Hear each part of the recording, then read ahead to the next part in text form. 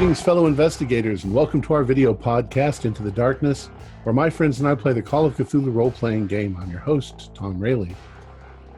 We're about to play a modern-day scenario entitled An Expectant Terror. It was written by Matt Ryan and Noah Lloyd and is part of their one-page scenarios, which you can find on their website, reckoningofthedead.com. This is a short game, so we'll call this one version 1, just in case we run it again with other players. I'll be the GM. So without further ado, let's begin our journey into the darkness. Just south of Scotland's capital city lies the Edinburgh Zoo. It's a sprawling complex of paths, exhibits, and animal enclosures spreading across an 80-acre area. The zoo is renowned for being the first zoo to breed penguins, and now they're trying their luck at breeding pandas, leased from a breeding company in China. Tian is pregnant and quickly approaching her delivery point. The director of the zoo is very concerned and wants to assure everything goes smoothly.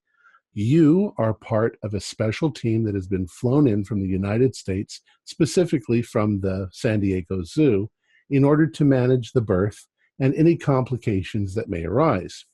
You arrived 2 days ago. Until the birth takes place, you are staying in a large RV caravan temporarily parked just behind the paddock of the panda enclosure. You're ready at any moment to go in there and help Tian if she goes into labor. The panda enclosure lies in the southwestern corner of the park next to an area that is under construction. Temporary fences hide some of the large earth-moving equipment from the public view. Many of the nearby exhibits, the Barbary macaque, the Chinese goats, the pelicans, and the meerkats have been relocated elsewhere in the park. Just north of the panda enclosure is the famous penguin complex. The zoo is active during the day and into the early evening. Once it closes, the grounds are patrolled by a small team of security guards during the night. You have monitors in the RV to keep a constant eye on Chen and her mate, Yang Guan. In fact, the same monitors broadcast live to the internet. People are very excited about the big event, and it's sure to make the headlines the moment it happens. The date is April 5th, 2018. It's about 4:30 in the afternoon. The park closes at 6. What are you guys doing?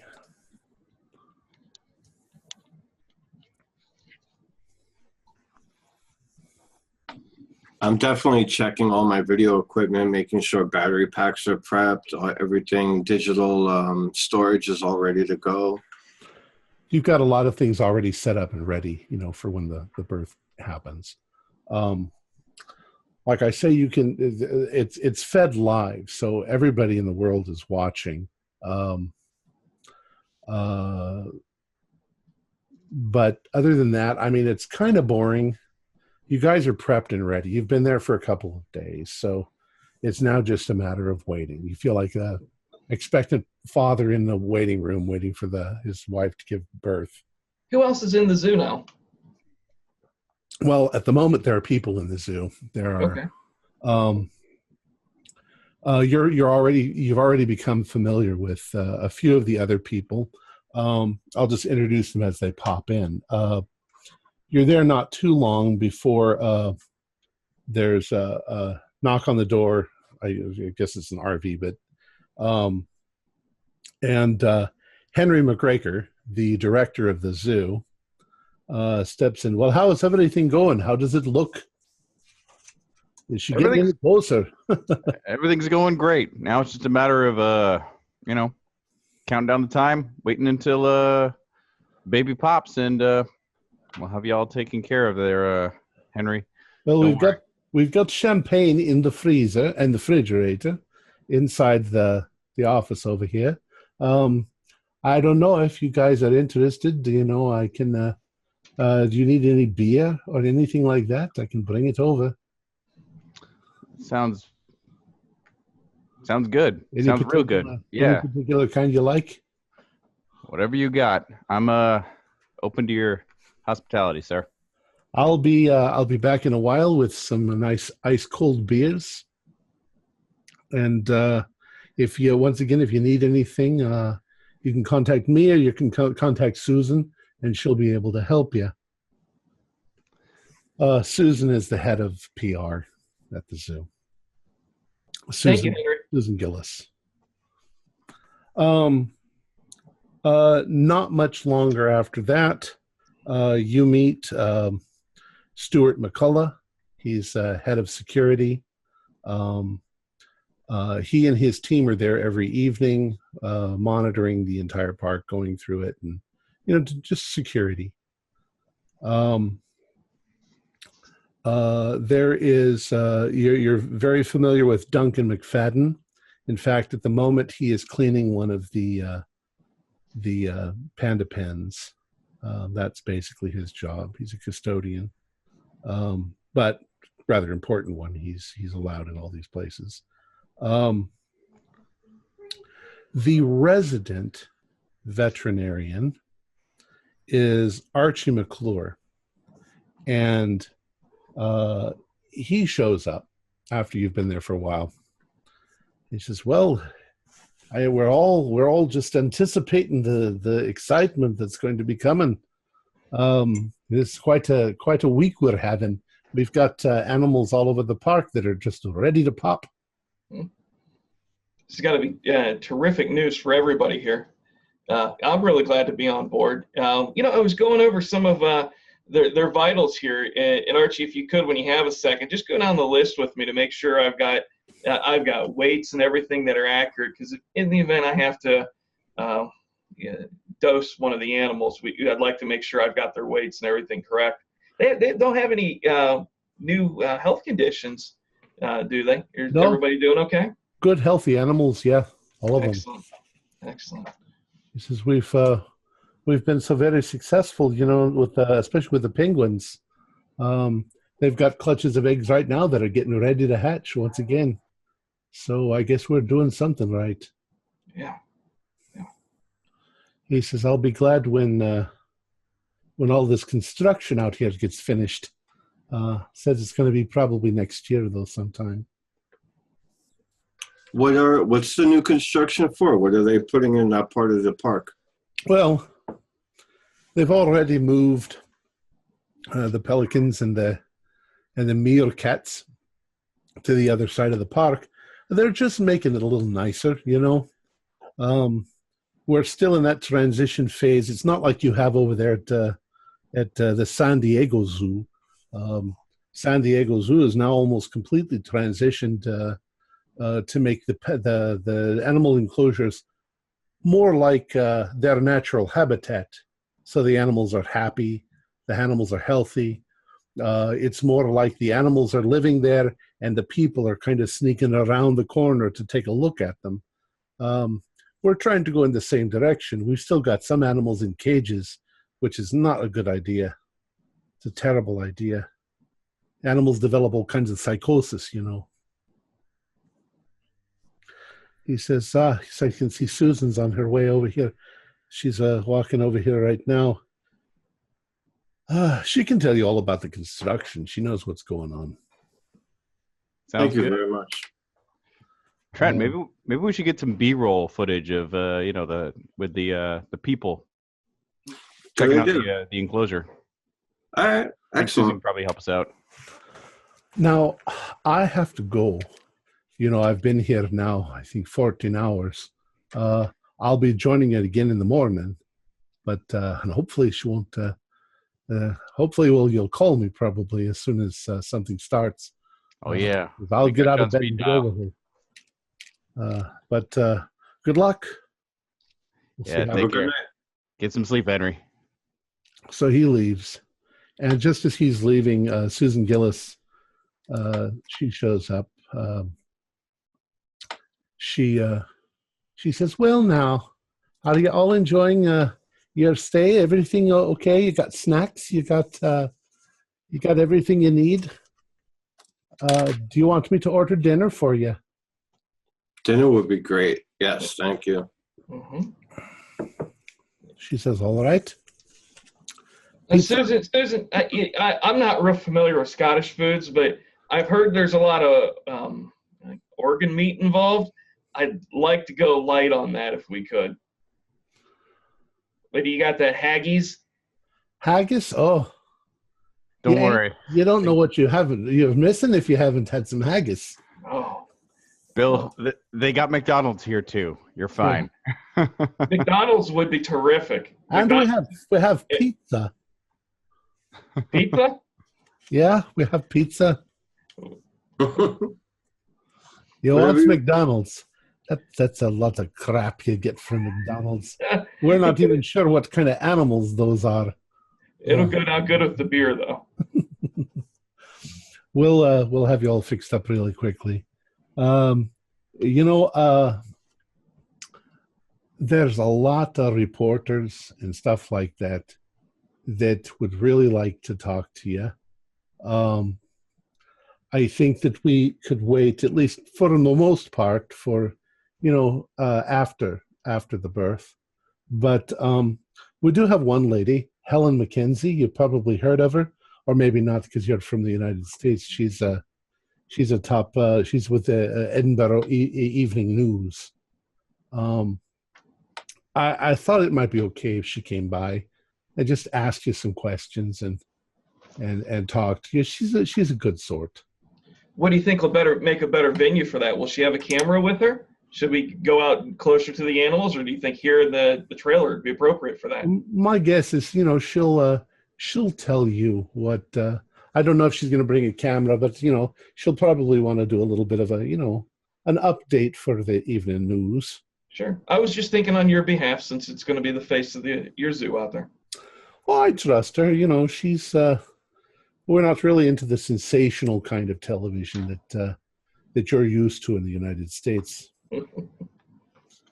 I think everybody loves a happy baby animal story. That's they do. Happy bears, happy pandas, happy penguins. Nobody's going to pay any attention to the penguins though now. I know I'm avoiding the penguins. Oh, you're not a fan? They're such adorable little creatures. Yeah, until they start screaming. Yeah. And shitting. They shit everywhere. Yeah, they stink something fierce. Let me tell you that. And they don't just shit; they squirt the shit. But they're always dressed to impress with their tuxedos everywhere. So Yep. I like. That's true. Yep. The old joke about the two penguins sitting on the iceberg, and the one says to the other, he says, somebody told me it looks like I'm wearing a tuxedo. And the other one says, what makes you think you're not? Okay, maybe it's a joke that just doesn't work for Americans, but it usually has everybody laughing here. I think we're too busy focusing on the horrible sprays of penguin feces. Yeah, that's true. All right, you should see Miss McKenzie sometime within the next hour or so. Thank you very much. She'll drop by. I'll have your dinner ordered and I'll send it up over to you. Thank you, Susan. ASAP. Much appreciated. Thank you. Very kind. So she leaves, and you've got the monitor screens there, and everything seems normal. Tian Tian looks more or less like she's just resting. The trick is you can tell a lot from the male, Yang Yuan, because his behavior changes as her mood changes. Are they in the same enclosure together? Are they separated at all? No, they're together. Okay. It's almost like a close-knit family. So anyways, do you guys want to do anything? Well, I think Trent and I were going to head down to the enclosure, get some B-roll footage with the guests watching the the enclosure, get that kind of stuff. Maybe talk to some of the guests. Yeah, Exactly. I was going to say, get some film of just, hey, what do you think about what's going on here? Are you excited? Just to get some snippets and clips that I could use and kind of do a brief overview of the whole panda enclosure from my camera, not the one everybody's seeing. I want my own footage or our Sure. group's footage. All right. So when you leave, somebody needs to monitor. I'm staying back. Okay. So, Bill, you're staying back, and you're basically just sitting in front of a camera, sipping a Coke, probably, and Making sure no haggis makes it in the trailer. no haggis shows up. If the babies or the beer show up, let us know. Do we have radios or phones? You probably have those little hip radios, so Okay. you can contact one another if you need to. All right, so you head on over to the paddock, and the area is still a bit crowded, but people are starting to dwindle. The crowds are starting to dwindle as 6 o'clock is approaching. It's the it's the beginning of summer. It's a little chilly because in Scotland this time of year it still can be a little chilly, but the weather's good right now, and there are still people looking at the panda. Though the access is quite a bit cut off from what it normally would be. Normally they're in an outside paddock where you can view them, but now they're kind of in a private room. There's a little window, people can peek through and see what's going on. And as you are walking around and looking at this beautiful, beautiful park, nicely sculpted. You notice a woman. She looks official, but you don't necessarily recognize her. But she's dressed in a smart little pantsuit, and you see her first walking towards you, and then a few moments later, back behind her, coming down the road, you see a couple of guys with cameras and microphones, and they probably had to park their van at some distance away outside the park. They see you, and for some reason she recognizes you. She's probably already seen pictures of you in the newspaper or whatever. Probably the uniforms. So she comes up, hello. Are you the Americans who came over to help with the panda? Yes, ma'am. Wonderful country you got here. And she smiles and she shakes your hand. My name is Helen McKinsey, and I'm with Edinburgh Evening News. Would you mind if we did a little interview with you? Yeah, I guess so. If you'd like to hear about the people are just excited, to hear about the panda. Panda birth canals and that sort of thing. Sure enough. This is big news for us here in Scotland. Not much going on other than this. So I'm going to step back and also film the interview, just so we have our own copies. She says, I thought there were 3 of you. Is there another one? Oh yeah, he's back keeping an eye on things. Of course. We've got we've got eyes on that enclosure at all times because we don't want to miss it. So she sort of gives like a little introduction for the camera thing, and then she's like, how long have you been a veterinarian? Oh, quite a while. Yeah, I've been doing it for decades at this point. It's kind of been my life's calling, I guess you could say.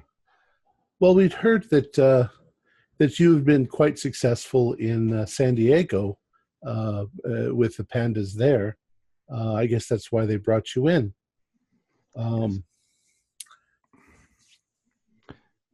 She Yes, indeed. says, so what do you think of the Edinburgh Zoo? Well, it's a nice place you got here. Definitely. I'm looking forward to seeing the renovations that you guys are working on. I've been speaking with Director McGregor, and yeah, he seems pretty enthusiastic about making this a better place for animals. Really, a home to them as opposed to just just a place where people come in and gawk at them. Well, that's probably a good thing. Considering, have you heard of some of the disappearances that have happened here with the animals? No, I'm afraid not. Oh, there's, zoos have their troubles, but Edinburgh Zoo seems to have quite a few um, problems, over the last, 10 years or so. Really? The animals have gone missing. Um, Not sure whether they were poached or if they just got out into the wild. Um, I covered an event years ago, um, which you can find information on it on Wikipedia. Um, it lists a lot of the animals that have disappeared.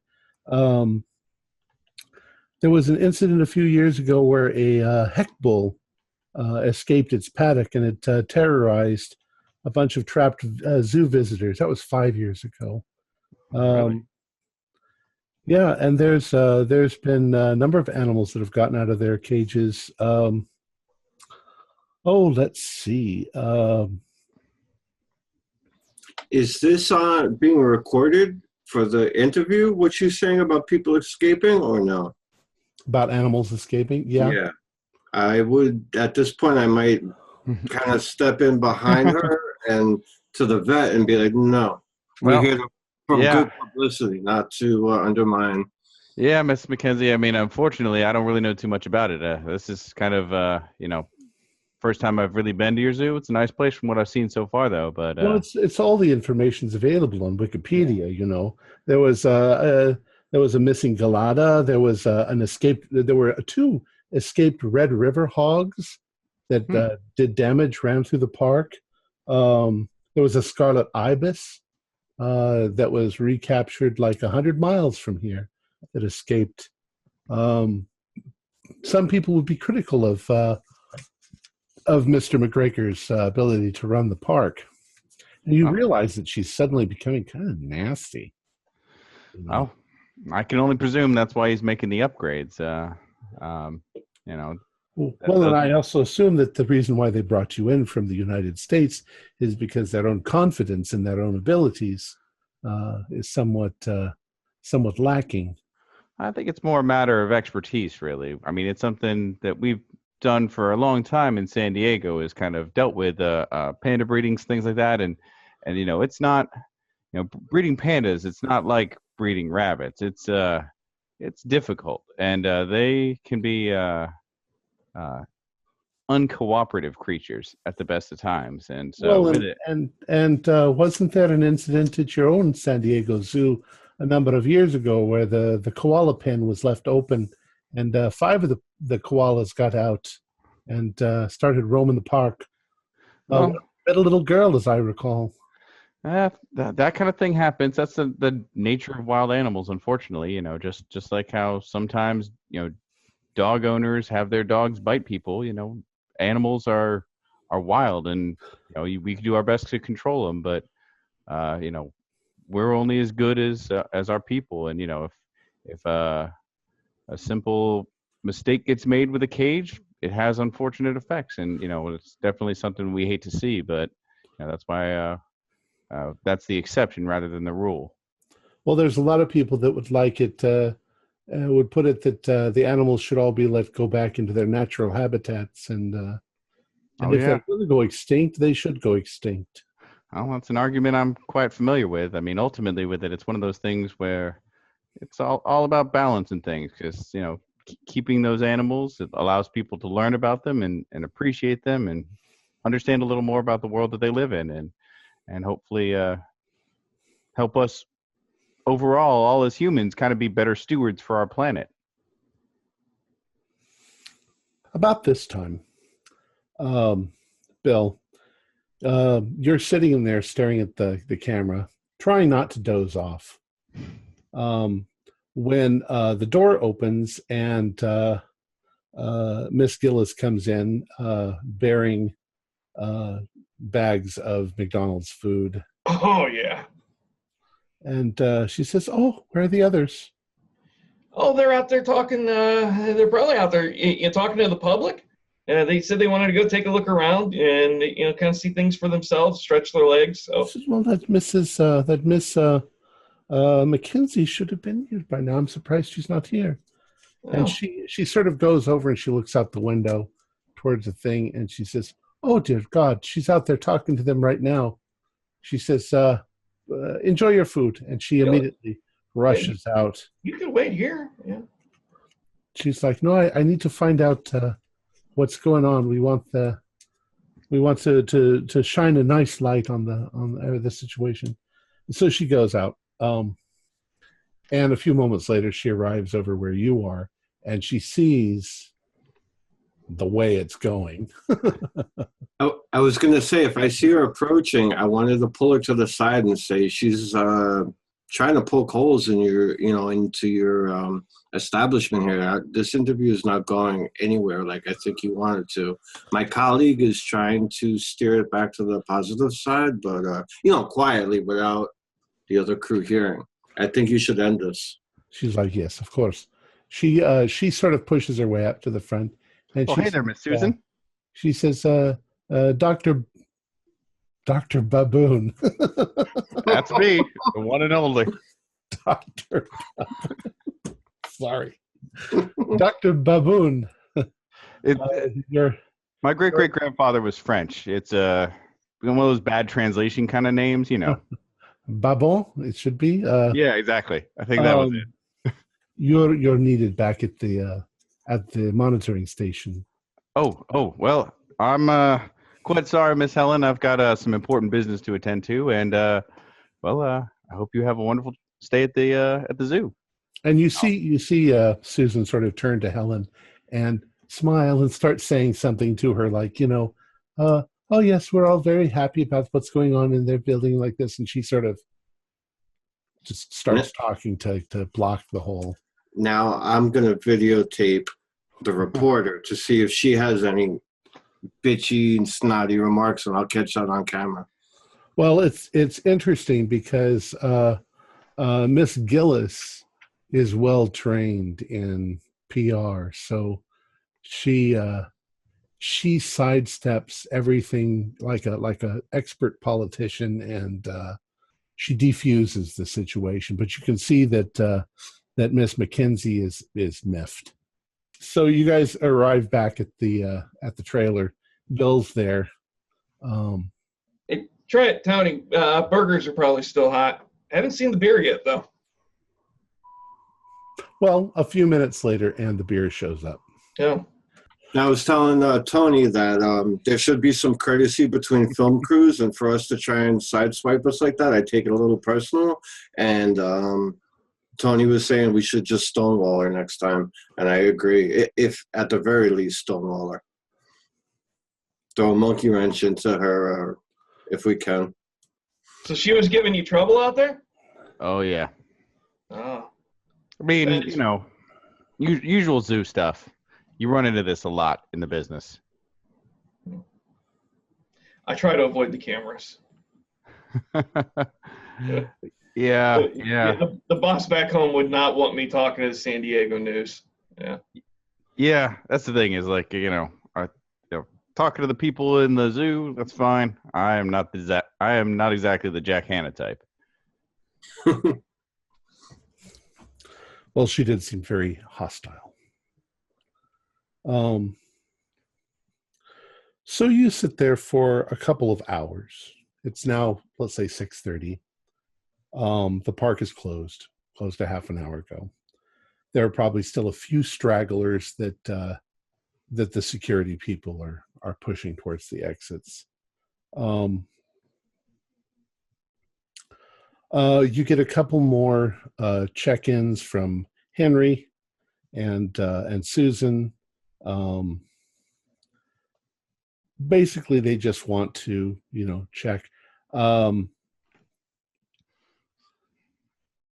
Henry says to you, he says, well, he says, I'm probably going to stay in my office for a few hours because I'm just hoping, that the word comes down, and I know everybody is very excited.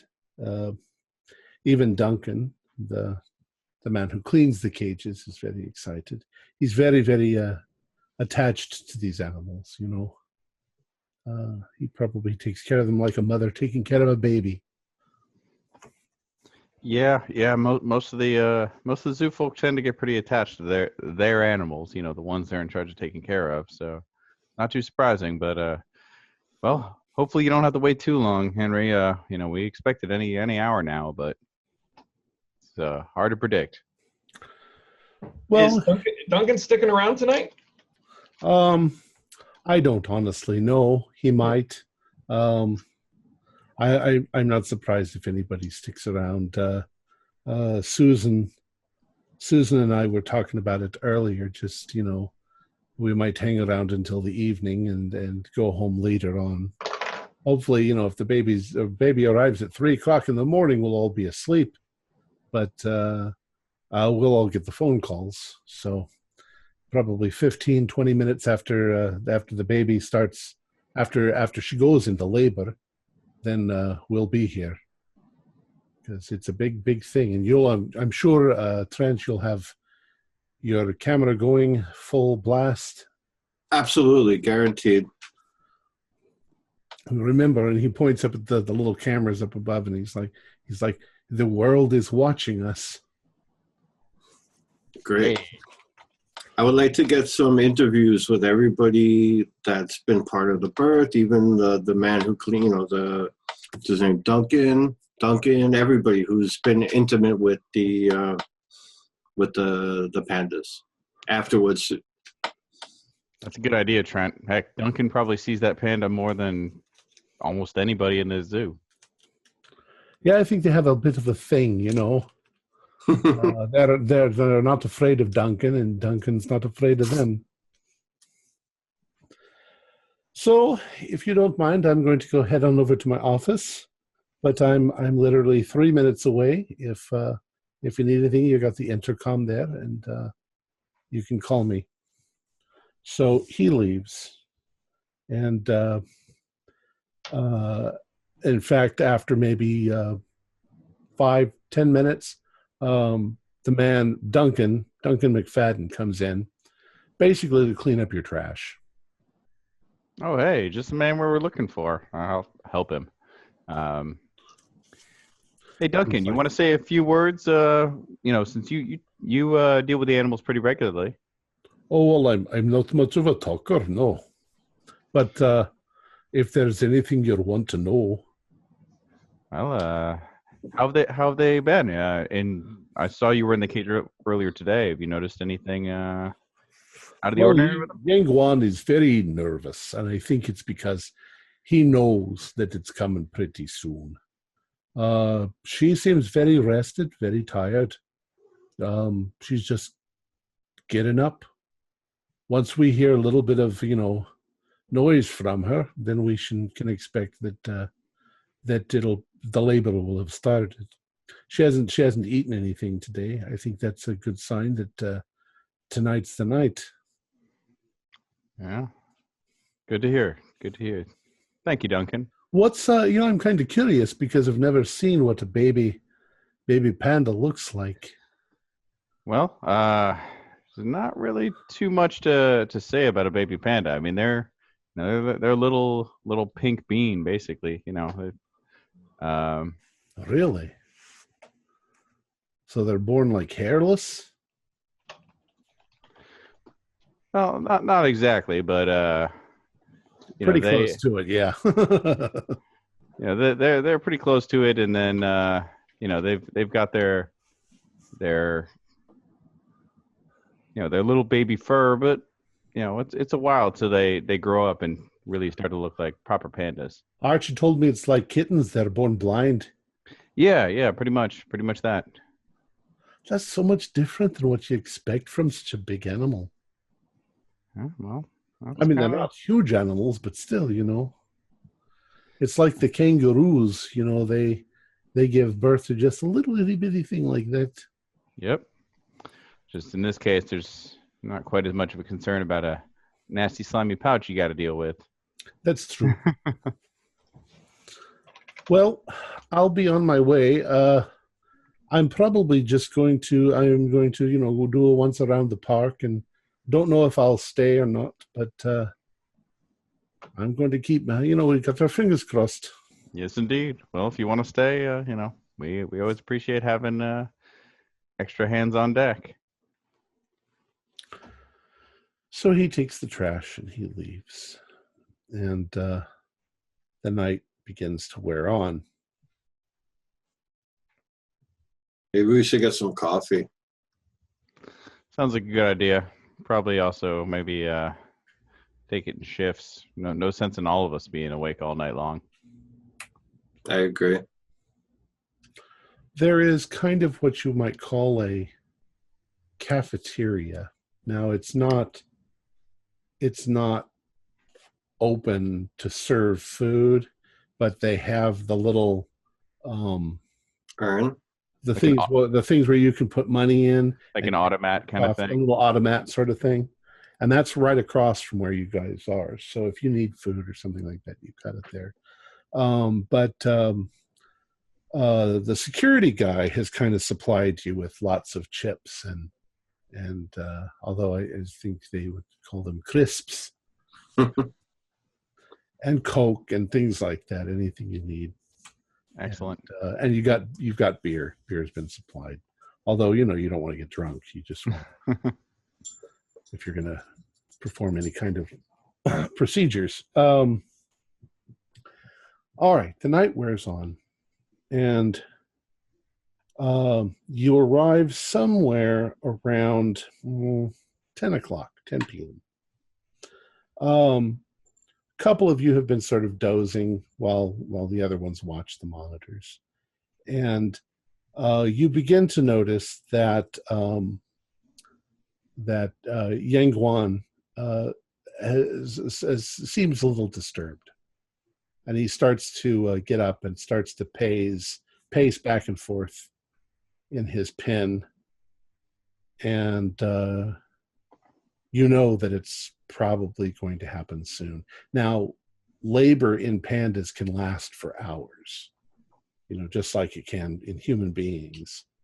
So there's no alarm yet, but and there's no confirmation. You'll know when she lays down and she starts moaning. I think a courtesy call to the to at least Archie and Henry, just to let them know that we're starting to see signs. So if they were planning on dozing off, they might suddenly get that call from us in a couple hours, or they can come on in now and hang out if that's what they feel like doing. Yeah, well, it could be days, but yeah, it's a good idea to give them a call now just so they can know to expect that this is the final countdown. So yeah, I'll pick up the phone and try to ring Henry. Okay. And you hear Henry's voice. Hello? Hey, Director. Sorry to wake you, but just oh my figured God! Is it time? Is it time? Well, not quite, but we're seeing signs of labor. I mean, it could be it could be an hour, it could be 3 days. So we're in the final stretch here. But as soon as we get something concrete and it's happening, I'll give you a call. Oh well, I probably won't be able to sleep now, but why don't you? I'm going to lay here for a while and call me back if you're sure. And sure enough, sir. I'll be over there in 15, 20 minutes. Just as this is happening, you hear a tromping footsteps outside, chomp, chomp, chomp, and the door opens, and Stuart McCullough, the security guard, he comes in and he says, "Excuse me, gentlemen," and he walks over to one of the monitors, and he flips a couple switches on it, and he looks at it really close, and he says, "God damn it!" He says, "There's some people in the park." And he says, "See right there," and he sort of points, and he says, that over by the koala paddock, they're probably a bunch of teenagers smoking weed. I says, I'm going to have to go over there and get rid of them. Could it be that reporter that was in here earlier? She was sticking her nose where it wasn't belonging. So Oh, look, you can see them right there. They don't look like reporters. They look like kids. Maybe 5 of them, 5 teenage boys. Says, this is not the first time that people have snuck in to the park at night. Mostly, they don't do any harm, but still they can't be in the park. So I'll keep you apprised of the situation. Yeah, sure enough. Take care, Stu. He heads on over there, and before he does, he flips your monitor back to the other one. Just as a precautionary thing, I'd like to pre-measure a couple of doses of a sedative for our male here, Yangwan, and maybe like one dose that's level to kind of just take the edge off if he starts to get a little too anxious, perhaps not quite hostile, and then another one that if I have to, it will put him asleep. If he does decide he's going to attack or somehow do something out of character for him to Tian Tian. Okay. So, I'd say 10 minutes go by. You've got all that ready. Do you guys want to do anything? I'll flip back. How many? Do we have more than one monitor, or is it just the one? Yeah, there's more than one. Okay, because I don't want to flip away for an extended period, but I want to flip back to the enclosure and see how Stuart's doing with the kids that he's rousting out of the park. So what you see is probably almost worthy of a YouTube video, but you can see the kids, and all of a sudden, you're seeing them kind of in the shadow, but you can see they're wearing T-shirts and like that. You can see all of a sudden they put on the freeze like this, and then they start running, and you see them run off screen, and you see Stuart come running past the camera, not with a gun, but with probably as a baton. You damn kids. And then that's it. You don't see anything more. Now, you've also noticed that when you flip the cameras around, you're actually seeing a whole bunch of different things. Okay. You can see the penguin pen. You can see various other things, the lions, these are things that people like. There's a tiger enclosure, and these are all of the things that are being broadcast onto the internet. Oh, when I flip past the penguin pen, I kind of turn to my compatriots like, they've got a penguin here, Nils Olav. He's a colonel in the Norwegian King's Guard. I keep flipping. That's awesome. That's awesome. Can we see any of the giant lanterns of China exhibit? That's been lit up for this winter. They brought it in for the winter of 2017-2018. Is that still lit up? No. No? Yeah, it's pretty. Not right. Maybe earlier in the evening. It's still a little chilly at night, so probably as the summer comes in, they'll do that all again.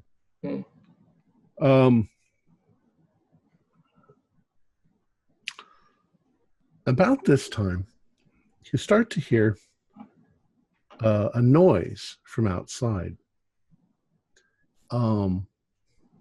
It sounds, well, it's a stupid thing to say, but it's animal noises.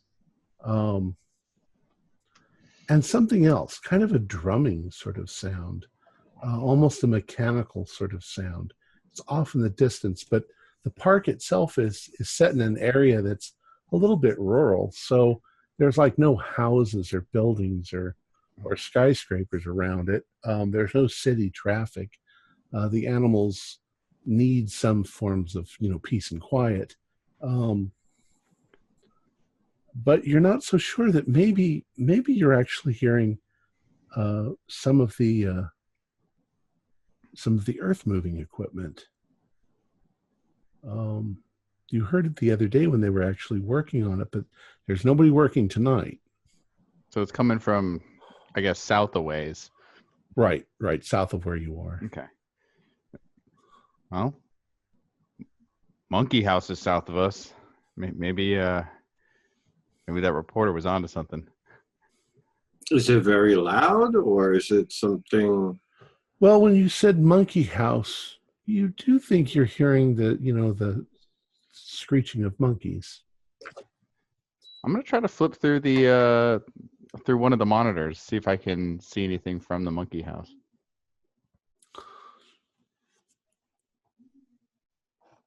You find something.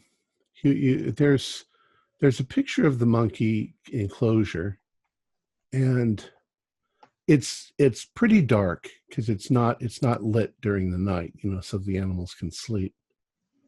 But unless you're imagining it, there's something wrong right near the edge of the corner of one of the enclosures. And the more you look at it, the more you think, well, is it a pile of leaves? Is it just a trash can, or is it a body? Does it look like, if it is a body, does it look people sized, or does this look like maybe It's really hard to tell looking cat through or the something? camera. Okay. No, it looks judge this. It creates an illusion almost Yeah. of pants and shoes, Okay.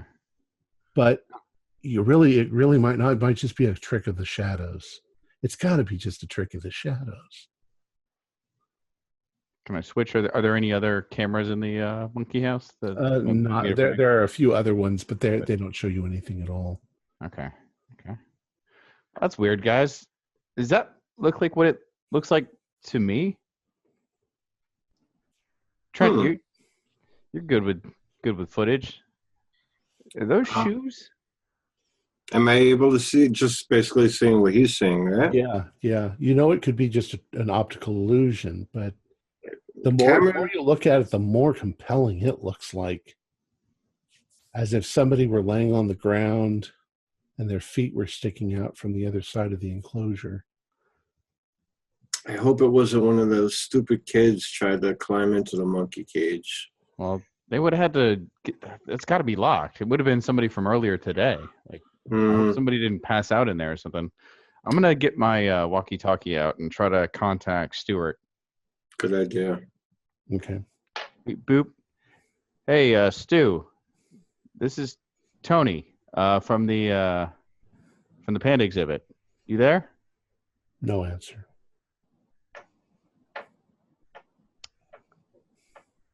I'm going to, while he's trying to contact him, I'm going to start flipping through the video to see if I see Tony on any of the cameras. You don't. You mean Stuart? Stuart, I'm sorry. There's only one Tony, and he's right here. Sorry about that. As Trent's flipping, do we happen to see any of that construction equipment on any of the cameras?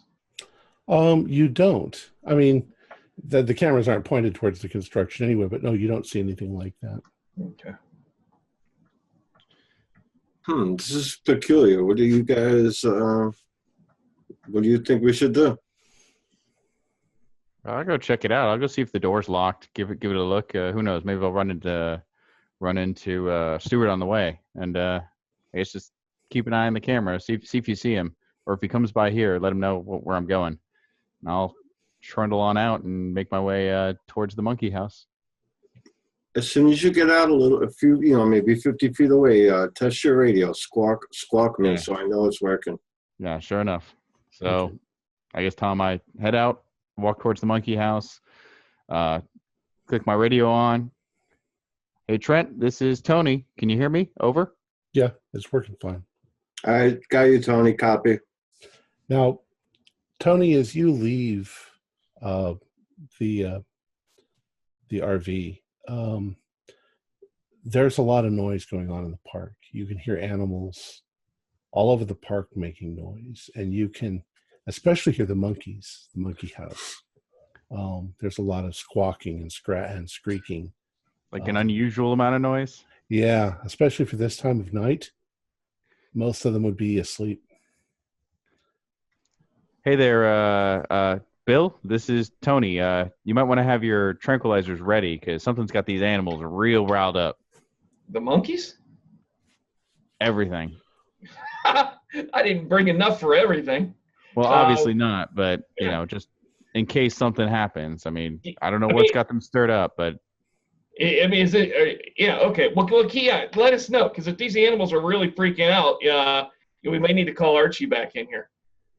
yeah, it might be. Tony, do a listen roll.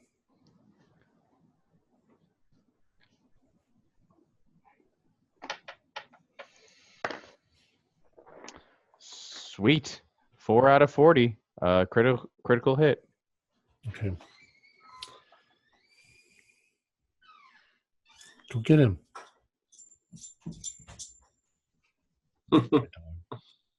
All right. So what you're hearing all these animals and you're realizing that something's bothered them. But the more you listen, the more you're sure that somewhere on the other side of the park, you're hearing machinery, like the sound of a tractor makes. Now, is this further south, like past the monkey house? No, the opposite direction. It's not towards where the construction equipment is. It's way off in the other direction in the park. It's towards the north end. Is that the way that Stuart went? Yes. Yeah. Well, he went almost direct east from where you are towards the koala pen. Okay. Well, guys, somebody's running something out here. I'm gonna go check the monkey house out, and then I guess I'll swing up north and see. Sounds like somebody's got a tractor running around in here or something. Maybe some kind of loud golf cart. I don't know what, but man, no wonder the animals are riled up if somebody's driving something around in here. You think that's you think that's got the animals wound up? That noise? Could be. I mean, you know, this is normally when most of them would be sleeping, and the ones that wouldn't be would be, you know, this is their time to hunt, so they're not going to be making a lot of noise themselves. Mm-hmm. So, as you approach the monkey house, there's just something inside you that says something's wrong. Something's wrong here. And that's when you kind of notice that the corner of the monkey enclosure has been smashed. The cement has actually been cracked open, broken. The fence is ripped back, and while there are still a few monkeys, macaques that are inside, you can see there's one on the roof over there, and one over there. They've gotten out, and those are definitely legs sticking out from behind the area that was damaged. Looks like khakis with black shoes, like what one of the security guards would have worn.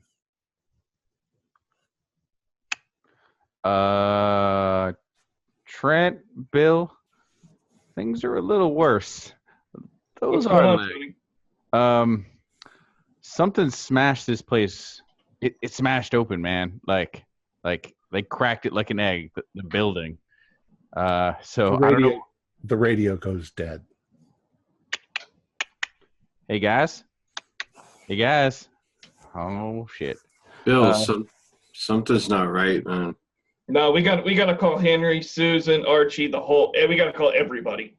Right now, if the building's been damaged and something's not right here, we got to have all hands on deck. Tonight's too important. Even if this is just a fluke, this is too important to let go crazy like this. Is there any house phone in this room we're in? Like a line that would be for the zoo purpose only? Like call the other offices? Yeah, there are intercoms throughout the zoo. Intercom or phone? Like if I press the intercom, they're like phone intercom. Yeah. Okay. I pick it up and just try dialing any Duncan or any Susan, any of the numbers I know, just to see if anybody picks up. when you do that, you hear it sounds like Susan answering the phone, but it's really staticky. And she's basically, hello, who is Can you this? hear me? Susan, can you hear me? She's like, who is this? I can barely hear you. I raised my voice a lot louder, and Trent from the with the exhibit the Americans. Is everything all right? And she's cut off. I just look at Bill and I'm holding the phone like, are you kidding me? The phone just cut out now. All right, cell phones. Do we have any of the anybody Bars. personal contact or bars even? Yeah. I'll tell you what. Go ahead and roll a luck roll. We'll see if you're going to use your phone. Yeah, that was going to be my plan B as well. Oh, Oh, 61 out of 60. No. I get it. Oh, wait, 65. Never mind. I made it. 34 out of 50. Okay. 51 out of 40. Nope. Okay. So some of you don't have any bars. Some of you have 1 or 2 bars. Okay. Who are you I'm gonna- dead here. So I got a pass. My first inclination is to call Henry, since this is kind of his zoo. We need him to know, Okay. Absolutely. stuff's going down. All right. Something very similar happens with Henry. You think you get him on the phone. You definitely he was expecting you to call, but you can't get a clear message in. However, he does know that it's you. So most likely he's on his way. What kind of implements do we have for administering the anesthesia? Is it through like a dart shot through a pistol, or You definitely have such things in case you need them. Normally, you wouldn't even have to do that with like Chen Chen. okay, he'd be approachable. Yeah. Okay. Well, in this case, I want to take the gun and put however many darts I can into it and ask Trent, yeah, you think we should go and find Tony? I don't like him being out there alone like that. I agree. I really think we should get Tony. I'm going to take my camera and hook up a light to it, so at least I have some sort of light source. Yeah, Tony's still just right there. You mean Stewart, don't you? No, I mean Tony Baboon, Oh, our vet. oh, that's Well, right. He's outside. I'm sorry. Yeah, we Yeah, lost yeah. communication with him. I thought you were going after this. Yeah, Trent. I mean, I don't mean to sound selfish, man, but we're here on a job. This is not our zoo, and weird stuff is happening. I say we go, we get Tony, we make sure he's safe, and we wait for the authorities to show up. I agree. I think we should make sure Tony's all right, especially if some of the, what were they, monkeys, you said?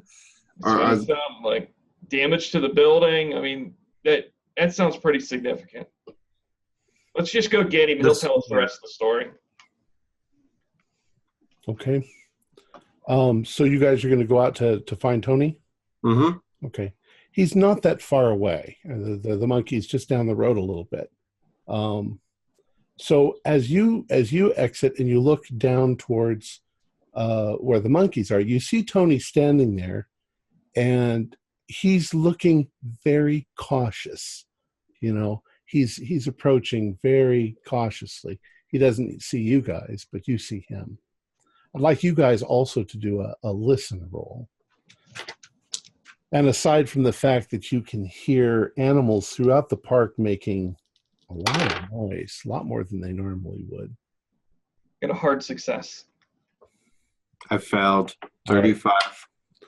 Bill, you're pretty sure you can hear a piece of machinery, like Something with a big diesel motor. something with a big diesel motor. And it's Okay. a long way off on the like the northeastern part of the park. That is Um, bizarre. Now, Tony, as you're standing there Mm-hmm. and you are trying to see the body Mm-hmm. better, but you're not approaching, Mhm. You sort of are positioning yourself so that you can see. And as you do, what you see is you see that it's definitely one of the security guards. He's lying on the ground, face down, and there is a large simian, macaque, or I don't know actually how big macaques are. Fairly decent sized. Baboon, perhaps? Yeah, something like that. Sitting next to him, and the security guard's head has been bashed in, and the monkey is playing with it. Sanity roll. Oh, wow. 48 out of 60. I take it as well as can be expected. Okay, you can take 1 damage, Okay. one sanity damage. Gotcha. 18 out of 50. I passed that. Okay, well, the 1 damage then, and you're seeing it as you come up to him, and you can see that Tony is at least shaken by something. Well, that's trouble. I don't think the animal did that. However, the animal suddenly starts to look quite aggressive. We should. He starts flinging bits of brain at you. Sanity roll. Are you there too, Bill?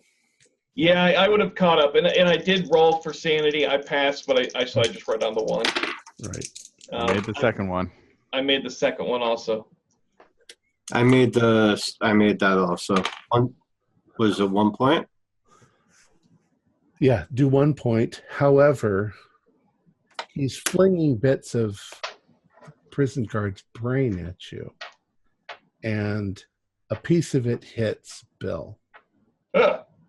Ugh. So you got splattered with brain matter. We need to get back to the trailer.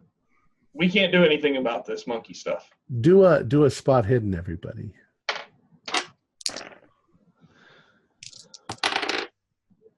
Nice. 13. Regular pass. 71. One away from an extreme. All right. Trent, as you're standing there looking at all this, horrified, you glance backwards and you see very clearly that something came through the fence where the the earth moving equipment was, knocked over the fence, came along the path here, hit the corner of the monkey paddock, and then continued on. And there is a path of destruction going off into the distance, into the west of the east of the park. Holy shit, guys, do you see that? Look, looks like somebody took a tractor or a bulldozer and drove it right into the monkey enclosure. And look, and I probably now they would see what I'm Yeah, they pointing. would see it immediately. Yeah. Man, they're Sorry. They're gonna kill some animals or some people or something, man. Well, one's already dead. I say we get our ass back to that observation room before we're next. I agree there. I think we need to get the hell out of here. But I don't want to be standing out in the open. Man, if they're gonna go plowing through these enclosures, they're gonna hurt some of these animals. I say we just find who's doing it and pull them out of that thing. Yeah, whatever you think is best. I don't know about that. I mean, what if they decide to point that thing at us? If it's big enough to take down the wall, it's going to smush one of us. It's a bulldozer. They don't move that fast. I'm chubby. I don't either.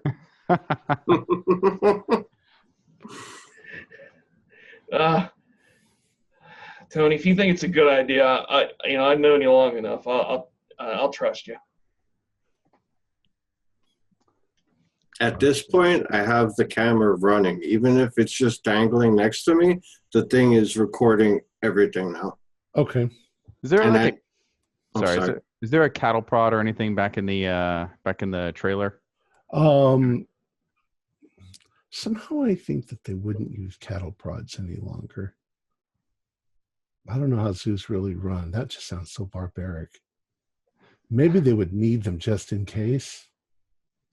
I mean, for some of the bigger animals, Maybe. I honestly don't know. Yeah, I would think they wouldn't use it for just trying to get it to move around in general, but maybe in case one of them got a hold of a human. I mean, if not, like I'm gonna look for like a broken length of like pipe off of one of the smashed fences or something. Also, that's possible. Yeah. Okay. Are there any other flashlights in here? I didn't grab a flashlight to start. You do it almost instinctively when you go outside. So you. No, okay. So I guess flashlight in one hand, trusty length of rebar in the other one. Let's go find out whoever did this and get him the hell out of here. Check the phone again. Do I have any bars back? No, and you can see that where the fence is pushed down from where the equipment is, and there's definitely a track, that comes from there. Because on the other side of the fence, it's kind of muddy from them working. So what are you going to do? Get away from that monkey. Well, it probably screeches at you and then jumps up into a tree and it's gone. But that, gentleman, is what we call a tomorrow problem. I call that as somebody else's problem. So we're gonna go try to find the sound of the construction equipment. Find out who's doing this. Okay. So you follow along. Are you following like in the track of the destruction? I think that's a good idea. if we can hear it, like if we hear it's like driven off and then arced off in another direction, we're gonna head towards the sound. Okay. All right. So you're heading into the park, farther in. You move along paths. Now you've left the area you were in behind, and what you are approaching. Let me see. You're heading towards where there are the warthogs and the cassowaries. You're heading towards the koalas and the sun bears, since that's kind of the direction that this came. And all of a sudden, from around a corner, you can hear noise. Like at first you think it's like galloping. Okay. But then what you see is a bunch of teenage boys in t-shirts come running at breakneck speed around a building, and they're now heading straight towards you. And when they see you, they don't act or react in any way other than just yelling, "Run, run," like this. And they don't stop for you. They don't do anything. They just run past you unless you want to do something. No, I let him run and I raised the camera to catch whatever's coming, chasing them. Okay. Around the corner, oddly enough, almost silently, majestically, comes a black rhino at full gallop. Okay. And have you ever been in a zoo and watched one of those things run? They just float on air and you can barely hear their feet hit the ground, even though they weigh 3 tons. So here it's coming straight for you. What do you do? Yeah, I'm pushing Bill out of the way because I know he's concerned. I'm looking for something big to get behind. I'm flipping on the bright spotlight from the camera and my flashlight. Maybe it'll veer off from us. Everybody get out of the way. He's not going to stop for any of us. Everybody do a dodge roll. And Trent, you can have a bonus dice on that because blinding the animal is kind of a nice, interesting idea. I think it might scare him a little bit. Rolled an +4 on that. Ooh. First roll in this. Bill, you dive for the bushes. Hmm. 24 how'd out you of do, 40. Tony? What did you do? 24 out of 40. I made it. All right. So you Standard. also dive. You land on the ground. And Trent, how'd you do? With the bonus, I made it. So 26 out of 35. You barely get out of its way as it goes by. It brushes your clothing, and it seems to be after those teenagers. So it doesn't even bother to stop for as it's gone by you. Tony and Bill to a spot hidden.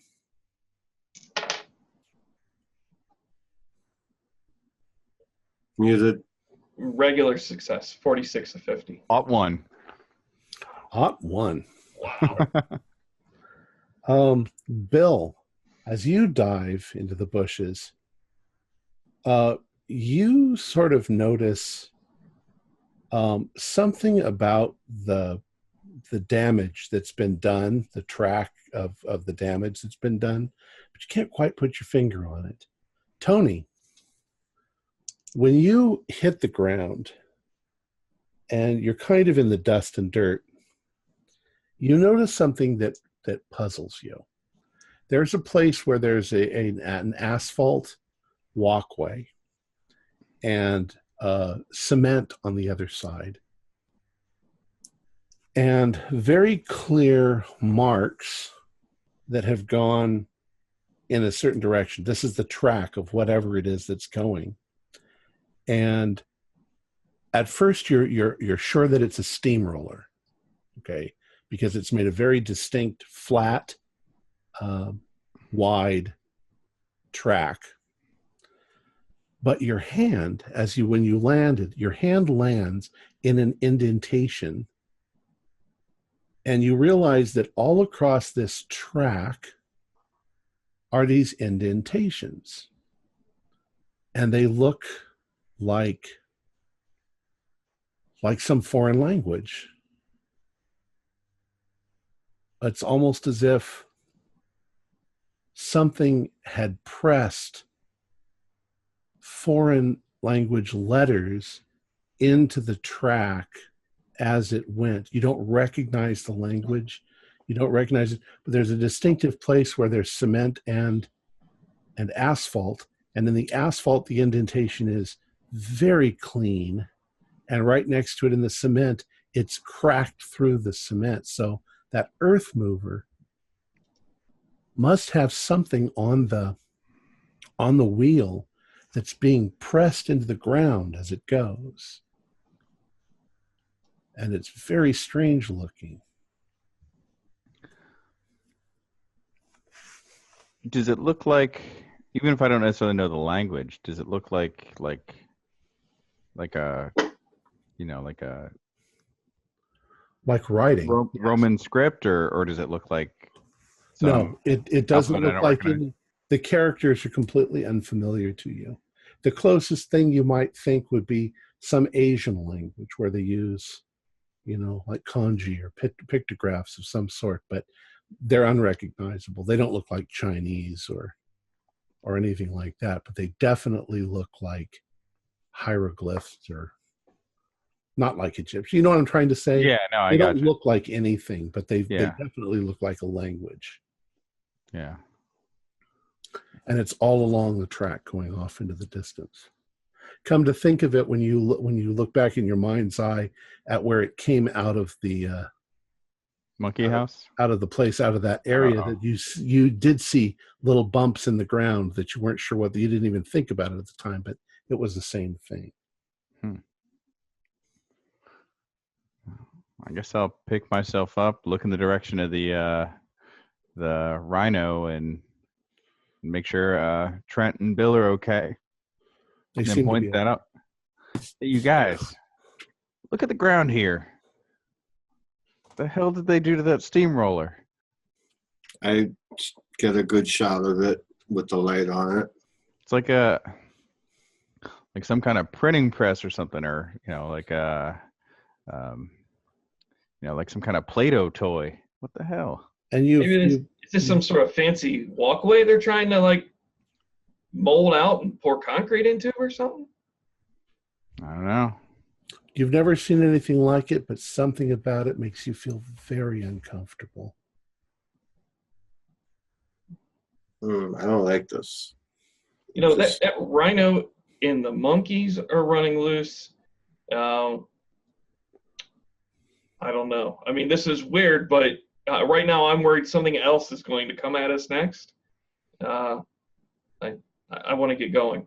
I want to find this equipment. And Yeah, get Bill, keep that rifle close. You're probably going to need to use it. Well, I guess, yeah, we'll continue on towards the sounds. Okay. The sounds are now coming north of you. Okay. It's possible whatever it is moving around the park and coming back ultimately towards the panda enclosure.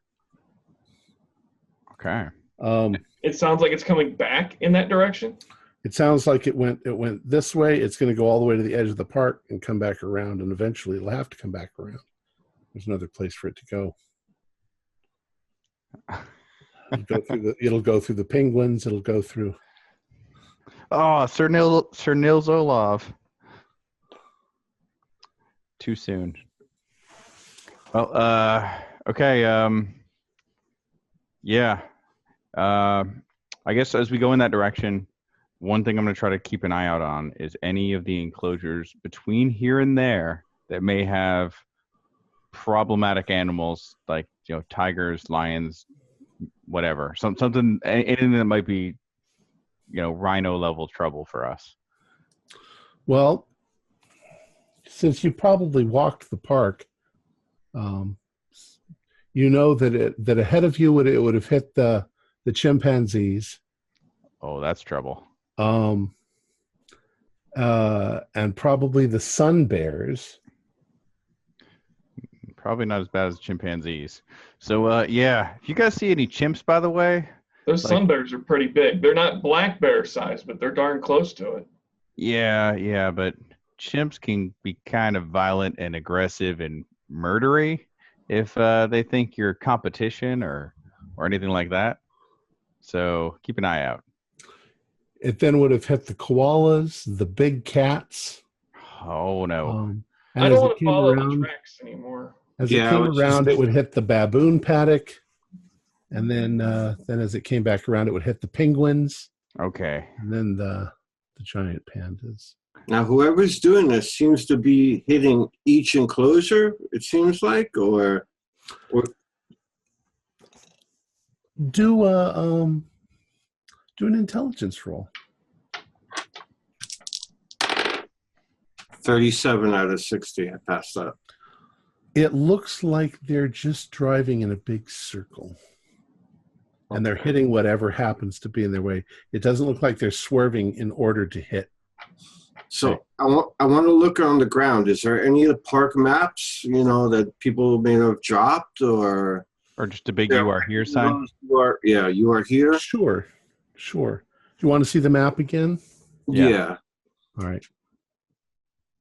Maybe we can kind of extrapolate where or what it will run into from looking at, or at least a kind of a guideline, so we know if there's a lion running around now. I mean, a rhino's bad enough, but well, who's to say whether or not it's even a person driving this thing at this point? Maybe it's one of the damn monkeys sitting in the chair. And then, in which case, anything we guess could be totally wrong because it's just going to bang into everything. Yeah, but it drove through and hit the monkey paddock first, so it couldn't have been a monkey escape driving it. At least that's what I've. Well, was a missing monkey one of the things that you said it was the reporter that was talking about the animals going missing? In the past, but nothing. Oh, maybe. There were Red River hogs. Birds, a scarlet ibis, galata. Not sure what a galata is. Can you see that? I don't know if you can read it. It's pretty. I just have to lean in. That's all. Oh, I can read it on this size. The first time I couldn't read it though. Now, where is the rhino? Let's see if we can. North of the pandas on the left side. That's not the. no, there's probably another rhino. You had the monkey house, so it came from. Can I move this around? There we go. So it came from the construction area, went past the monkey house, and then started across the park.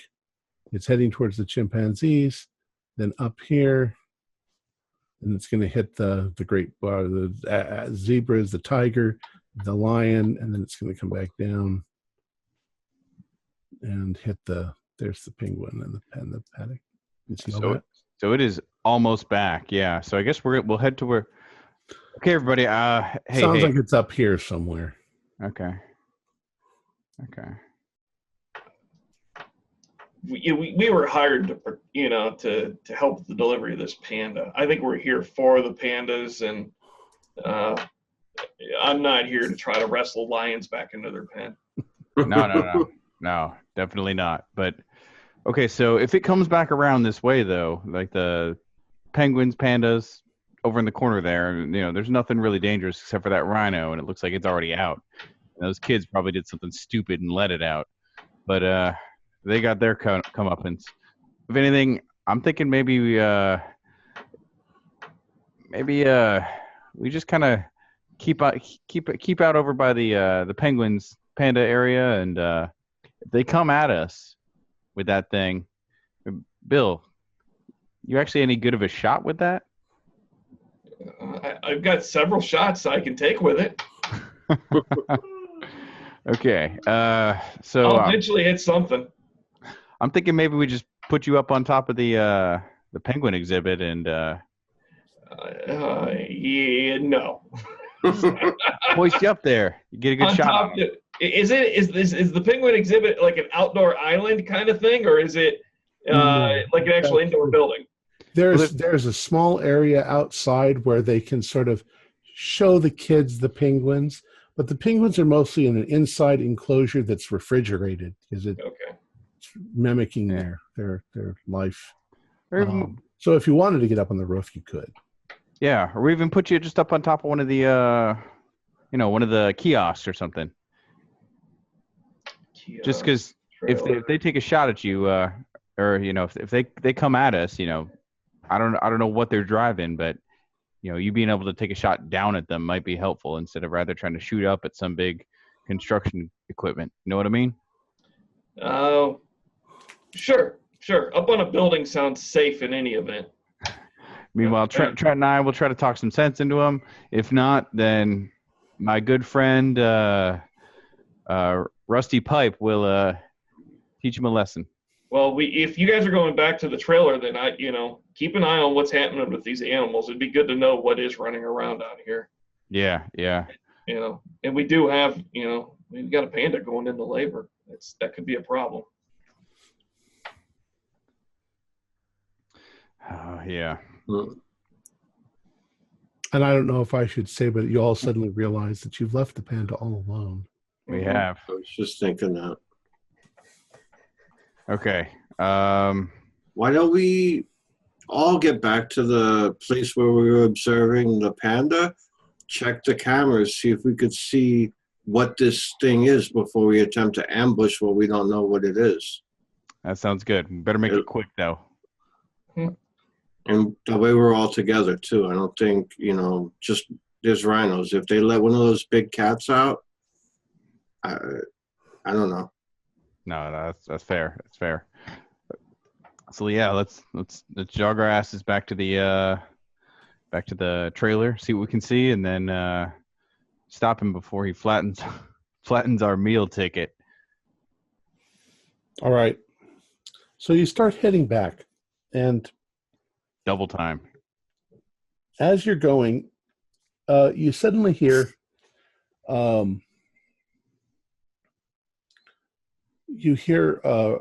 running footsteps, and coming up the trail of destruction, you see Henry McGregor. And when he sees you, he's like, what in God's name has been going on here? We tried to call you, man. Listen, director, things are bad. Somebody is smashing up your whole place. Jesus Christ. It's going to ruin us. Oh, And he takes about 3 steps towards you. And a full-grown Bengal tiger leaps out of the shadows and hits Henry McGregor, and he screams, and the creature thrusts itself down on him and shakes him for just a moment and bites down on his neck. Insanity roll. In running, odd 6. I fail. I got the same exact roll, odd 6. 90 out of 58. Those of you who passed take 2 damage. You failed. You got a 98. Yeah. 1d6. Doc. Oh, 5. Oh, that's when the fun starts. Let's see. My entire life in a profession is a lie. Go ahead and pick a number between 1 and 8. 4. 1, 2, 3, 4. Well, apparently,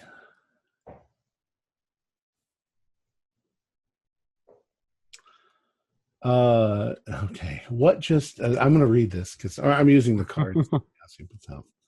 So it says, "What has just happened has hit you like a thunderbolt, and you have a sudden insight that massively confirms one of your long-held beliefs or ideologies.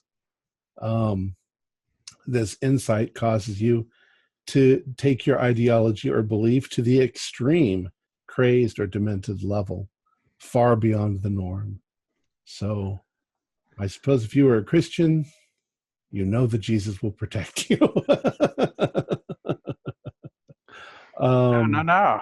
Well, that there, gentlemen, is the perfect hunter. You may as well throw your weapons down now because it's going to kill all of us. And I'll toss my rebar on the ground.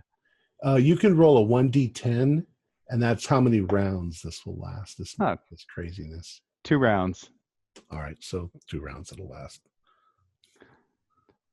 Bill, I wouldn't even bother with that rifle. I'm just gonna walk towards it. So Tony's just given up. What do you guys do? Oops, you're muted. I'm filming it. Listen, we're screwed here.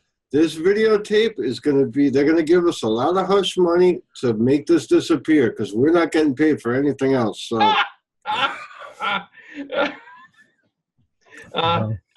try to grab Tony and drag him away from the tiger. Trent, do a luck roll. slowly walking backwards. 57. I failed.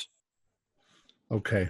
When you start filming, your light goes on, and the tiger sees it, and but what its reaction is it just grabs a hold of Henry McGregor tighter, and suddenly it bounds off, carrying Henry with him by the neck off into the bushes. So it's a little afraid of you. What's your next move? You now think you can start to hear other people arriving in the park. You can hear footsteps and people talking, but they're talking like, what the hell's going on? Bill, you should let go of me. You should let go of me, Bill, because listen, don't worry, I'm fine. Henry's the lucky one, don't you understand? It's going to be so much worse for us if those monkeys find us or the chimps find us. The chimps are going to bite our faces off, and it is not going to be pleasant. With him, it's going to be quick.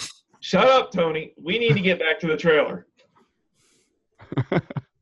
There's none of that shit in the trailer. We need to get back to the trailer. Okay. So, well, tell me what happens. Tony, are you going to put up a fight? Are you going to try to just stay there? What are you going to do? Well, I'm It's only only gonna last another round. So. yeah. I mean, basically, like I'm gonna, the tiger's gone, so I'm just gonna continue to try to convince Bill that really we want to be killed by the tiger, because like I said, Bill, man, like that, he's Yeah. just gonna choke the life out of you, and it'll be gone and nothing. Telling you, if those chimps get you, man, they're gonna bite you and beat you savagely. It's gonna be so much worse. Tony appears to be geeking out on animal death. I don't know what's going on here, but I'm still going to try to grab his upper arm. I don't know that it's only going to last another round. And Why don't grab you- his upper arm and try to, direct him back to the trailer. Why don't you go ahead and grapple roll? Okay. Brawl. I think there's some more tigers by the trailer. Let's investigate. It's a fail. I rolled a 68 over 25. Okay. He's putting up a he wants to just stand there and let the lion god take him. But you're struggling with him. Sort of brings you out of it, Tony. You're like fight or flight starts to kick in a little bit. Wait, Bill, why you hold me? Listen, we got to get back to the trailer. We are gonna die out here. And I'll pick up the rebar again and begin looking around madly and then start jogging back to the trailer. Okay. Everybody do a luck roll. 11 21. past 1-1, 11. Okay. Base pass. There's a few moments as you're heading back that you think you might have gotten lost. It's kind of dark. There's lots of windy trails, like in a lot of zoos. And you think you're lost for a bit. But then you come out a little ways down the road from where the paddock is for the pandas. You're actually much closer to the penguin house. And that's when you see something very strange. The penguins have access to this little outside area where they can go, where the children watch them. But there are at least 3 penguins in that area that look wrong. For one thing, they don't have any black on them at all. They're completely white, albino. Their eyes are little pink eyes. And as you look at them, you can see blood has dribbled down their beaks. And they have, in fact, killed a whole bunch of the other penguins. And they are they're snapping. When they see you, they snap and hiss in your direction. You don't think they can get out. You hope they can't get out. Well, penguins aren't they are carnivores, but that is not normal penguin activity. Tom, I'm looking around real quick. Are there any intercoms or anything in the park? Not out where the people could get to them, no. Okay. Inside the buildings there might be. Okay. Do I have keys that give me access to all the buildings or just the panda enclosure? Just the panda enclosure. Yeah. Okay. That is not normal. I'm going to get a nice tight shot on those albino penguins.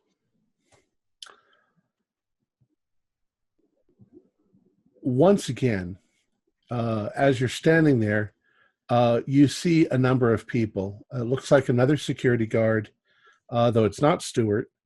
And you see Susan come running in your direction.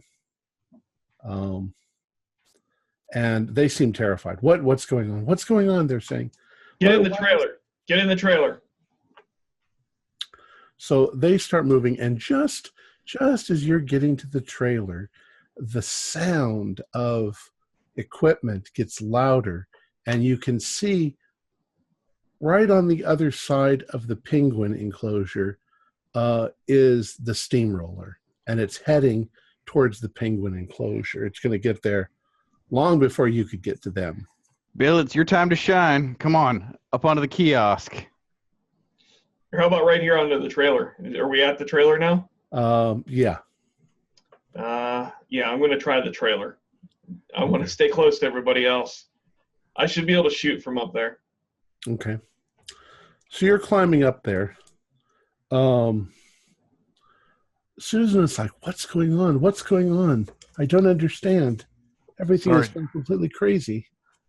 Susan, sorry to say, somebody is ruining your park. They fucked it up good. They ruined it proper. It is done. So you guys have actually gone into the trailer. Okay. And Bill, you're climbed up on top? Yep. I'm gonna go back outside of the trailer because taking my pipe, and I'm gonna make sure to go between the penguin exhibit and the panda enclosure because I'm not letting these bastards steamroll my pandas. Okay. Yep. Trent, before just as Tony decided to leave, you look over at the monitor, and Chen Chen is in labor. I yell out, "She's having a baby." I just keep saying that a few times to try and get their attention. How's Daddy doing? It's a bear. I don't know. You're the doctor. I take a look. Is he? He's pacing around. He's pacing around. She's making noises. She's laying down. She's obviously. He's not trying to kill her or eat her. Oh, no. I mean, I guess it looks as normal as it could be. I mean, I've never seen a panda birth, but he's walking around and she's moaning. Trent, do a. I don't think you have any psychology. You don't have animal psychology. Certainly not. I have a 10 psychology. Do you have anything for like natural world? 15 in natural world and 10 in psychology. Well, try the natural world. I don't know if you'll make it or not. No, 24 out of 15. So. Do you want to lose? You use some luck. Yeah, might as well. So yeah, use the luck to get it. What the hell is his name? Young Guan is acting weird. I mean, you've seen him pace. You've seen him in there for a couple of days now. Now it kind of looks like he wants to get out. You know, it doesn't look like the behavior you've seen him do before. So is anybody within earshot of me, or do I have to yell this? Well, Bill's up on the roof. Tony's farther away. He probably can't hear you. So I'll kind of stick my head out the trailer door, and I'll be like, the male he's acting real funny. He's kind of like, he just looks like he doesn't want to be there, I guess. I don't know. It's not what anything I've seen from his action the last few days. It's interesting, but it doesn't look good. Okay. Keep an eye on him. I think that we're going to have to deal with this bulldozer first, and then we can get in there and calm him down. I wanted to see if I could see the bulldozer on any of the screens. What you can see is one of the screens shows the interior of the penguin complex.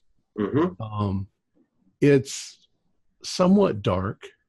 Once again, they're simulating their natural environment, although it's not as dark as you'd imagine, because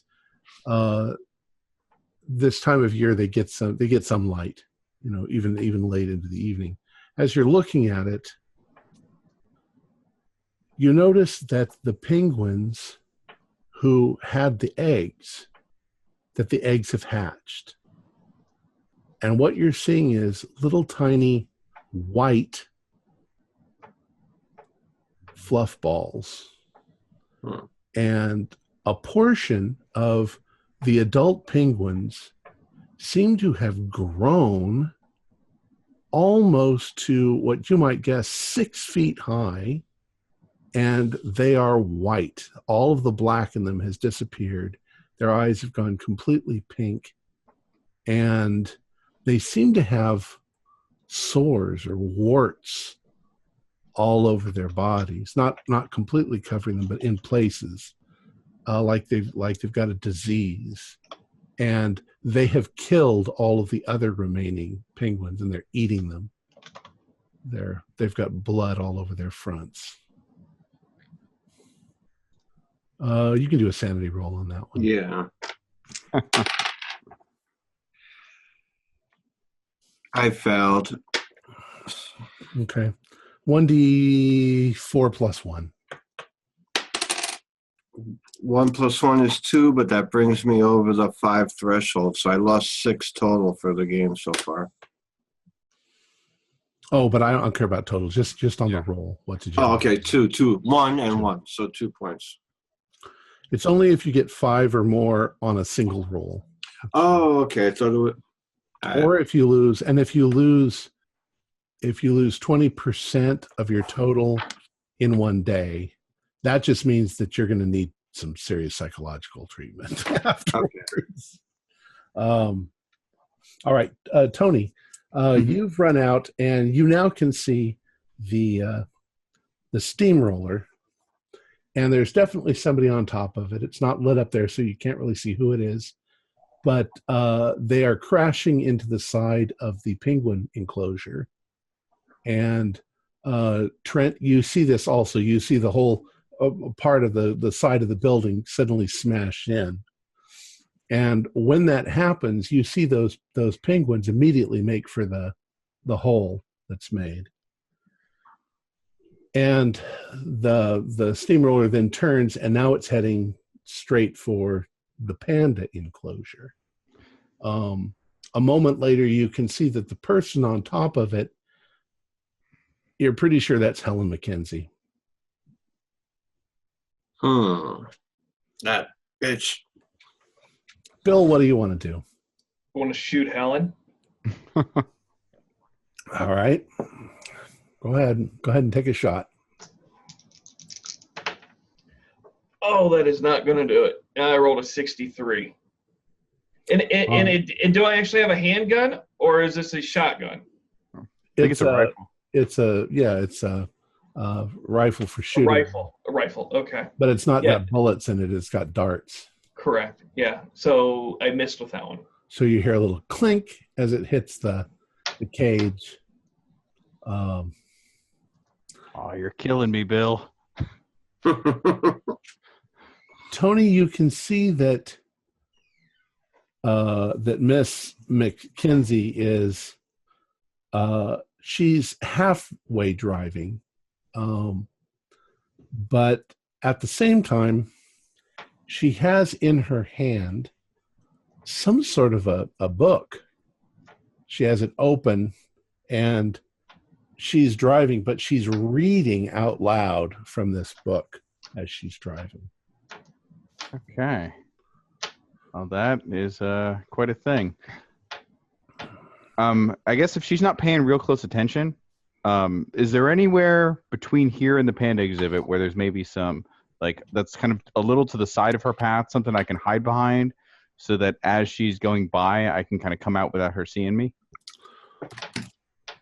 Whether it's like a kiosk or some bushes or trees or something that it looks like the direction she's going, because this isn't exactly a fast turning vehicle. She's probably pointing where she needs to go, so I can just like kind of be hidden on the side and kind of come at her.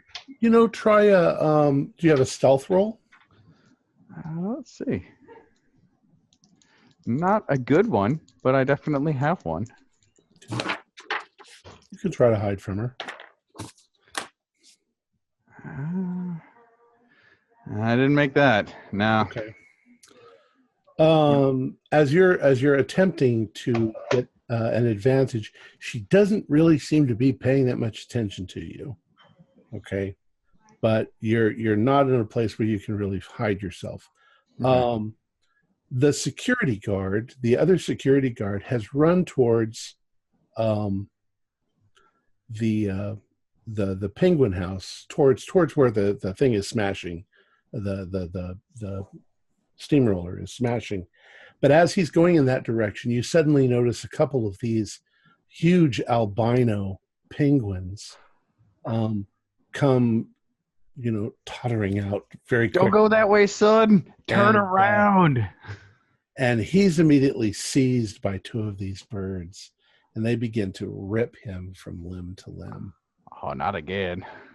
You can do a sanity roll. 52. Ooh, 53 is my damage sanity, so I'm holding in there this time. Okay. You can just take two damage. Was that everybody that saw that, or? Well, yeah, you've seen it. You've seen it. Trent can't see it. He's inside the building. Okay, I failed my sand roll. Okay. Do a 1d4. Okay. Your sanity, all of your sanity is dwindling. I rolled 4. Okay. Okay. So you're really shaken, but you're really pissed. You're Yeah. pissed at that woman. Well, I've got more shots that I can take, so. All right, go ahead and take another shot at her.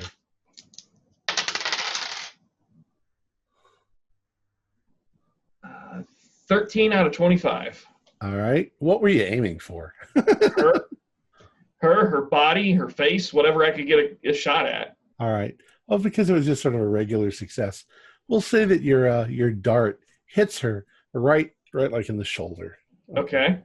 And you see her stumble a bit, and the book sort of falls out of her hand, and she looks down at this, and she pulls it out, and she reaches down to pick up her book. And on the next round, her steamroller is going to hit the backside of the panda enclosure. That's not exactly where Chen Chen is, so maybe she won't kill the pandas. As she comes by me, I'm trying to leap up on it. I'm gonna. Okay. Yeah. All right, go ahead. Try to jump up on it. I don't know what we would say. Well, jump, climb. Jump, sure. 50% jump. I have jump skill. Oh my God. How close? 92 out of 50. Oh, jeez. How many luck points can you spend? Because I'm not going to let this lady kill my pandas. I'd like 10, but that's Okay. much. You attempt to jump up on it, but it's a moving vehicle, and it's carrying debris now with it. So it just sort of bumps you off. You can't get a hold of it as you jump, but you're not injured. You can try again next round. Okay. Next round, I'm trying to jump down and towards the exhibit in case there is any way I could spare their lives by opening it up. Yeah, I guess as I fall back, I'm gonna just begin howling. Trent, Bill, you gotta save the pandas. I'm gonna run out of the trailer and head towards the panda enclosure. No, I hit her with a pretty hefty dose of tranquilizer. It doesn't really seem to do anything. It's been half a round. So. Oh, gotcha. All right. So Trent, you're heading for the panda enclosure. Tony, you're going to attempt to jump up again. Yeah, definitely. Okay. I've got to try to, jerk the wheel on this, get up on it if I can, and then just try to jerk the wheel away from the enclosure. So if I just kind of plow down one errant wall of the panda enclosure, so be it. Oh, the earth begins to shake violently. That was just on your screen. Actually, the earth begins to shake. And to add to all of this, there seems like there is almost an earthquake going on. You're not sure whether it's the earth mover itself that's the steamroller that's vibrating the ground, but it's definitely there's there's a terrible vibration coming all around you, and a sort of rumbling noise.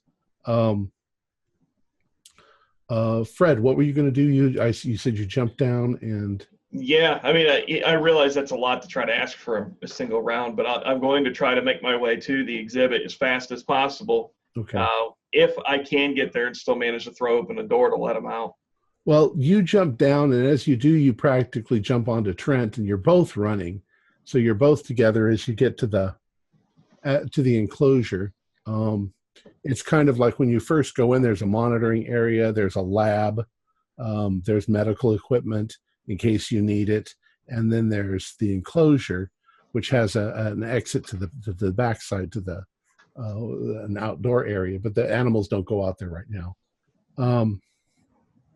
Just as you arrive there, you can see on the monitors that Qian Qian is giving birth. Right? There is a little pink head crowning out of her. Tony, go ahead and do another jump roll. Here we go. Round 2. 96. Oh my goodness. I think you need to get injured on that one.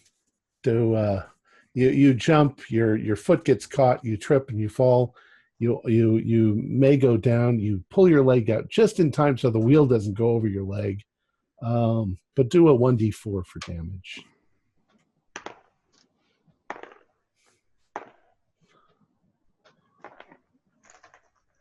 And 3. Okay. Helen McKenzie's steamroller has hit the back of the enclosure, and the wall has come down. And just as she's now sitting back down. She's dropped the book. She's starting to slump forward, and the steamroller is coming to a stop. Okay, it's crashed into the wall. It's kind of stuck there, and she's actually opened the enclosure. So Qian Qian and I can never remember his name. Yang Yuan? Yang Yuan. It's open to the outside, and Yang Yuan immediately gets the hell out of there. And she's now more or less passed out. Bill and Trent, you're looking into the enclosure where Qian Qian is, and Tony is limping over to where you are. And what comes out of Qian Qian is small and pink, maybe two pounds, and it looks very much like a baby panda, except that it has tentacles coming out of its back and its shoulders. And I piped the webcam. You do what? I'm going to pipe the webcam as soon as something comes out. All right. You break the webcam? Yeah. All right. And as you're staring at it in horror, it begins to grow. And you can all do sanity rolls.